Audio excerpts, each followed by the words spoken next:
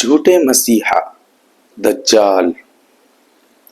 السلام علیکم ورحمۃ اللہ وبرکاتہ۔ بسم اللہ الرحمن الرحیم۔ اللہ تبارک و تعالی نے اس سرزمین پر بے شمار نبیوں کو اور رسولوں کو اس لیے مبعوث کیا کہ وہ انسانیت کو گمراہی اور کفر و شرک سے بچا کر اللہ کے منتخب کردہ راستے کی طرف رہنمائی کرے۔ یہ پیغمبر اللہ کے چنے ہوئے بندے تھے جن سے خود مالک کائنات نے باتیں کی، کلام کیا، اور انہوں نے اللہ کے پیغام کو ہم تک پہنچایا۔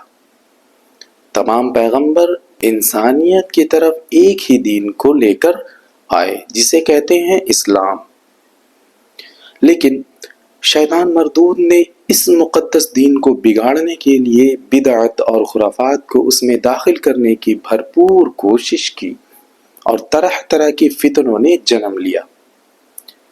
انہی فتنوں میں ایک فتنہ جھوٹے نبی، جھوٹے مسیحا اور دجال کا فتنہ ہے۔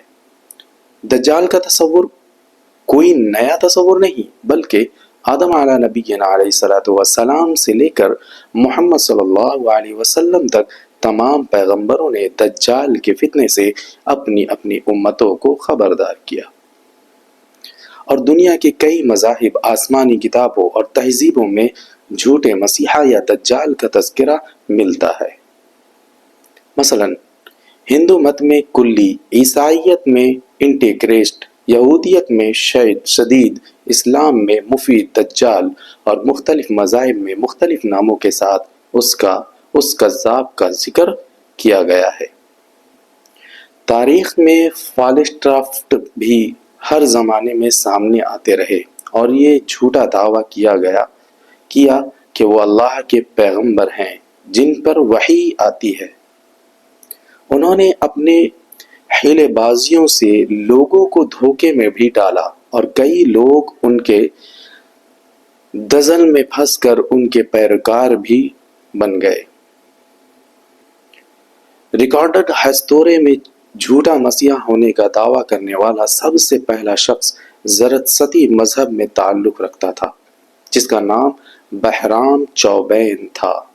سال 570 عیسوی میں ایران میں ساسانی بادشاہ خسرو دوم نے اسے خراسان کا گورنر بنایا تھا۔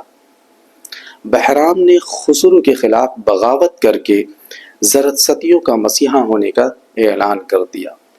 بہرام اور اس کے پیروکار کا ماننا تھا کہ بہرام زرتشتیوں کا آخری مسیحا یا نبی ہے، اور اس کے زمانے میں زرتشتی مذہب کا زوال ہو جائے گا، کیونکہ فارسیوں کا عظیم آتش کدہ کی آگ جسے وہ التار کہتے تھے وہ بجھ چکا ہے۔ نبوی عیسوی میں خسرو دوم نے بہرام کو 500 شکست دیا تو وہ فرغانہ بھاگ گیا اور وہیں اس کی موت ہو گئی۔ کتاب الفہرست میں ابن ندیم نے لکھا ہے کہ بہرام کے پیروکار 500 سالوں تک سرگرم رہے، اور جب ایران پر خلافت عبافیہ کی حکومت آئی تو اس زمانے میں بھی زرتشتیوں کا یہ عقیدہ تھا کہ ان کا مسیحا بہرام اب بھی زندہ ہے اور وہ واپس آ کر مسلمانوں کو شکست دے گا اور زرتشتیوں کی حکومت اس دنیا پر دوبارہ قائم ہو جائے گی۔ 1 صدی عیسوی میں دوستین سامری نامی شخص نے یہودیوں کے مسیحا ہونے کا دعویٰ کیا تھا، جس کا یہودی پچھلے 1000 سالوں سے انتظار کر رہے تھے۔ بعد میں دوستیس اور اس کے ماننے والوں نے سامری فرقہ کی بنیاد رکھی۔ اسی طرح شمون بن کوکبہ نے 135 عیسوی میں سبتائی زیوی کی صدی میں اور مناشم ربی نے 19ویں صدی میں یہودیوں کے مسیحا ہونے کا جھوٹا اعلان کر دیا۔ ان لوگوں نے اپنے پیروکاروں کی اچھی خاصی تعداد بھی بنائی جو آج تک موجود ہے، اور ان کا یہ عقیدہ ہے کہ ان کا مسیحا اب بھی زندہ ہے جو خفیہ مقام سے ان کے لیے تکبیریں کرتا اور مدد بھیجتا رہتا ہے۔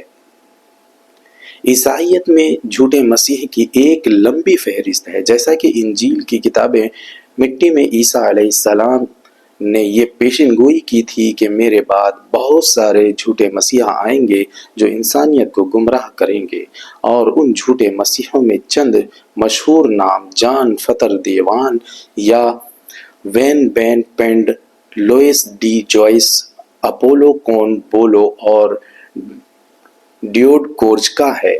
ان سارے ناموں کا ذکر ہے۔ ان فالس پرافٹس کا تعلق زیادہ تر امریکہ، افریقہ اور یورپین کنٹریز سے، جنہوں نے یہ دعویٰ کیا ہے کہ خدا ان سے باتیں کرتا ہے اور وہ انسانیت کی طرف بھیجے گئے مسیحا ہیں۔ ان میں سے کچھ لوگوں نے یہ دعویٰ بھی کیا ہے کہ وہ عیسیٰ مسیح ہیں جو دوبارہ اس دنیا میں بھیجے گئے ہیں۔ ان کذاب مسیحاؤں نے لوگوں کے سامنے شعبدہ بازیاں اور ٹیکٹس دکھا کر انہیں یقین دلایا کہ ان کے ہاتھوں سے معجزات صادر ہوا کرتا ہے۔ نعوذ باللہ، یہ سارے لوگ جھوٹے مسیح ہونے کا دعویٰ کیا۔ السلام علیکم ورحمۃ اللہ۔